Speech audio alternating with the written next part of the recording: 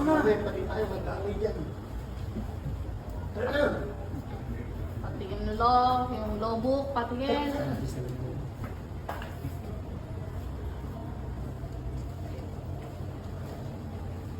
Cut.